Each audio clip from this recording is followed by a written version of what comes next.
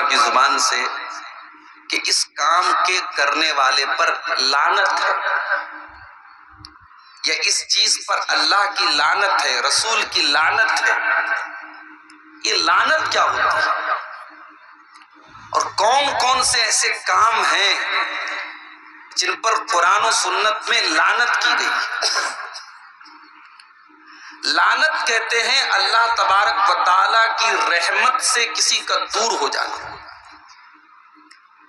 جس انسان کے اوپر اللہ تبارک و تعالیٰ لعنت کر دے وہ اللہ تبارک و تعالیٰ کی رحمت سے دور ہو جاتا ہے۔ ابلیس نے جب اللہ تعالیٰ کا حکم نہیں مانا اور آدم علیہ السلام کے آگے سجدہ نہیں کیا تو اللہ تعالیٰ نے ابلیس سے پوچھا، قال ما منعك ان تسجد لما خلقت بيدي استكبرت ام كنت من العالين۔ کہا کہ اے ابلیس، جس آدم کو میں نے اپنے دونوں ہاتھوں سے پیدا کیا ہے اس آدم کو تو نے سجدہ کیوں نہیں کیا؟ کیا تو اپنے آپ کو بہت بڑا سمجھنے لگا ہے، بہت تو گھمنڈی ہو گیا ہے، بہت اپنے آپ کو بہت بڑا سمجھنے لگا ہے، تکبر کرنے لگا ہے؟ کیا وجہ ہے اس کی؟ قال انا خیر منه خلقتنی من نار وخلقته من طین۔ ابلیس نے کہا کہ اللہ، میں آدم سے بہتر ہوں، تو نے مجھ کو آگ سے پیدا کیا اور آدم کو مٹی سے پیدا کیا۔ آگ ہمیشہ اوپر جاتی ہے، مٹی ہمیشہ نیچے جاتی ہے۔ آگ سے پیدا ہونے والی چیز مٹی سے پیدا ہونے والی چیز کو سجدہ کیسے کرے؟ اس لیے میں نے نہیں کیا۔ اللہ تبارک و تعالیٰ کے حکم کے مقابلے میں اپنی عقل کا استعمال کرنا، لاجک کا استعمال کرنا، یا یہ کہہ لیجئے کہ شریعت کے نص کے رہتے ہوئے قیاس کرنا، یہ کام سب سے پہلے ابلیس نے کیا۔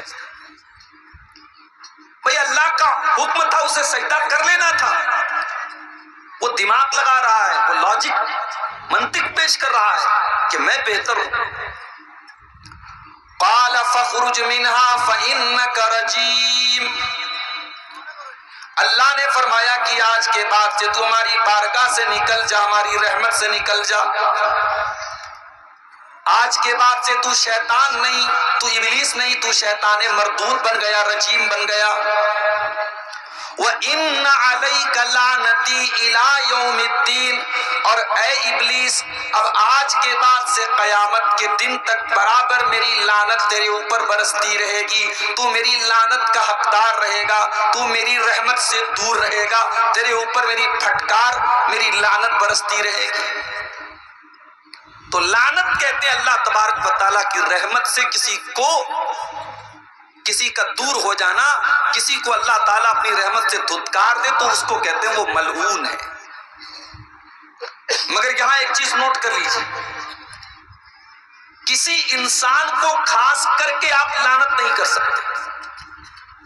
کوئی نماز نہیں پڑھ رہا ہے، آپ کہہ رہے تیرے اوپر لعنت ہو۔ کوئی شراب پی رہا ہے، آپ کہہ رہے تیرے اوپر لعنت ہو۔ یہ منع ہے، کسی متعین شخص پر آپ لعنت نہیں کریں گے۔ اس کام پر لعنت کر سکتے ہیں آپ ایک کامن اور جنرل الفاظ میں کہہ سکتے ہیں شراب پینے والوں پر اللہ کی لعنت ہو، نماز نہ پڑھنے والوں پر اللہ کی لعنت ہو، حرام کھانے والوں پر اللہ کی لعنت ہو، مگر کسی کو خاص کر کے آپ لعنت نہیں کر سکتے۔ اور اللہ تبارک و تعالیٰ کی کسی مخلوق کو بھی لعنت نہیں کرنا چاہیے۔ ایک صحابی کی چادر ہوا کے زور سے ان کی چادر ان کے بدن سے گر گئی، تو انہوں نے ہوا کو لعنت کر دی کہ یہ ہوا بڑی ملعون چیز ہے، بڑی واہیات چیز ہے، ہوا کی وجہ سے میری چادر گر گئی۔ اللہ کے نبی نے فرمایا لا تلعنها، ہوا کو لعنت مت کرو، فإنها مأمورۃ، ہوا اللہ کے حکم سے چلتی ہے۔ اور اس کے بعد اللہ کے نبی نے فرمایا کہ اگر کسی نے کسی کو لعنت کی اور وہ اس لعنت کا حقدار نہیں ہے تو لعنت کرنے والے کی طرف لعنت لوٹ جاتی ہے، لہٰذا کسی کو ایسے لعنت نہیں کرنا چاہیے۔ اب آئیے ہم شریعت کی روشنی میں کچھ اعمال دیکھتے جن کے اوپر لعنت کی گئی ہے۔ نمبر 1، کسی کی زمین جائیداد پراپرٹی کے نشان کو مٹانا۔ کسی کا کھیت ہے، کسی کا مکان ہے، اس کے زمین اور جائیداد کا جو نشان ہے اس نشان کو مٹانا بے ایمانی کرنے کے لیے، اس پر اللہ کے نبی نے لعنت کی۔ حضرت علی کہتے ہیں اللہ کے نبی نے 4 چیزوں پر لعنت فرمائی۔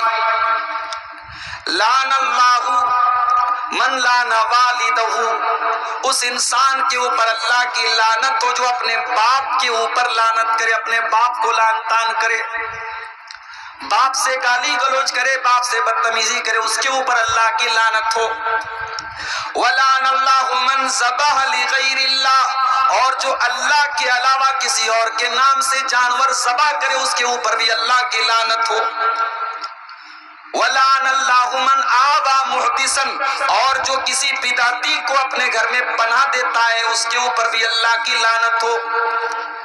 وَلَعَنَ اللَّهُ مَنْ غَيَّرَ مَنَارَ الْأَرْضِ، اور جو زمین کے نشانات کو مٹاتا ہے، کسی کی زمین اور جائیداد کے نشان کو مٹا کر کے ہڑپنے کی کوشش کرتا ہے، اس کے اوپر بھی اللہ کی لعنت ہو۔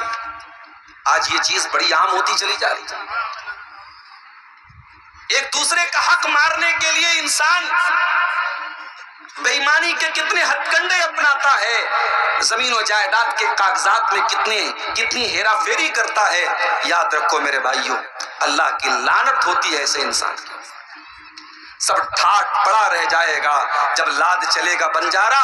کسی کی 1 انچ زمین اگر آپ نے ناجائز طریقے سے لے لی تو اسے لے کر کے آپ کو نہیں جانا ہے، آپ کو تو دنیا سے اکیلے جانا ہے۔ زمین یہی رہ جائے گی، جائیداد یہی رہ جائے گی، اللہ کی لعنت اس انسان کے حصے میں آئے گی جو یہ بے ایمانی کرے گا، جو یہ مکاری کرے گا۔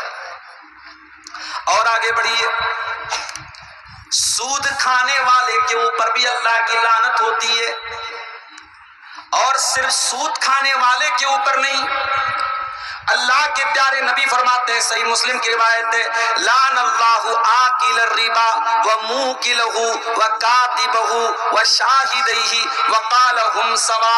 آپ نے فرمایا اللہ کی لعنت تو سود کھانے والے پر، سود کھلانے والے پر، سود کی گواہی دینے والے پر، اور سود کا ٹرانزیکشن لکھنے والے پر، اور آپ نے فرمایا کہ سب برابر ہیں۔